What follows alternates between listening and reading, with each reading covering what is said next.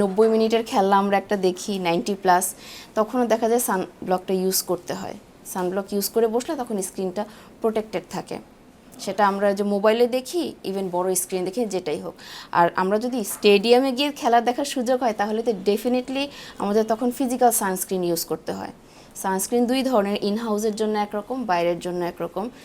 তো বাইরে দেখা যায় তখন আবার ফিজিক্যাল সানব্লকটা ইউজ করতে হয়। 20 থেকে 30 মিনিট আগে সানব্লকটা ব্যবহার করতে হবে এবং এভরি 2 to 3 আওয়ার্সের মধ্যে এটা রিপিটলি ইউজ করতে হয়।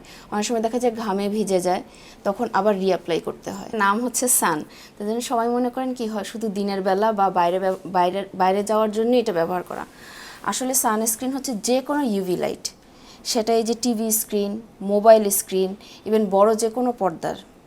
তো দেখা যায় এই স্ক্রিন থেকে যে ইউভি রশ্মিটা আসে, এইটার থেকে প্রোটেকশনের জন্য আমাদের সানস্ক্রিন ব্যবহার করতে হয়।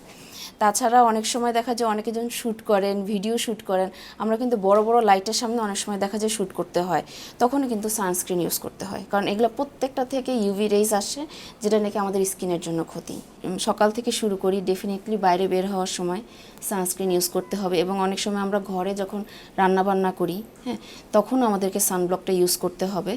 ইভেন বড় স্ক্রিন, ছোট স্ক্রিন হোক, যে কোনো স্ক্রিনের সামনে গেলেই আমাদেরকে সানস্ক্রিন ইউজ করতে হবে। কারো দেখা যায় স্কিন অয়েলি থাকে, কারো স্কিন ড্রাই, কারো কম্বিনেশন, কারো সেন্সিটিভ, সেক্ষেত্রে স্কিনের কন্ডিশন অনুযায়ী সানস্ক্রিন ইউজ করতে হয়। এটা এক।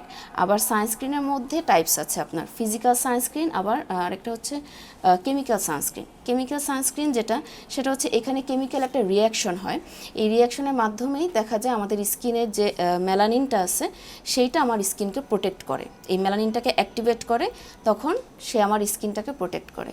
আর ফিজিক্যাল সানস্ক্রিন যেটা, সেটা হচ্ছে একটা পর্দার মতো, সানস্ক্রিনটার মধ্যেই একটা ট্যানিং সানস্ক্রিন হয় এটা।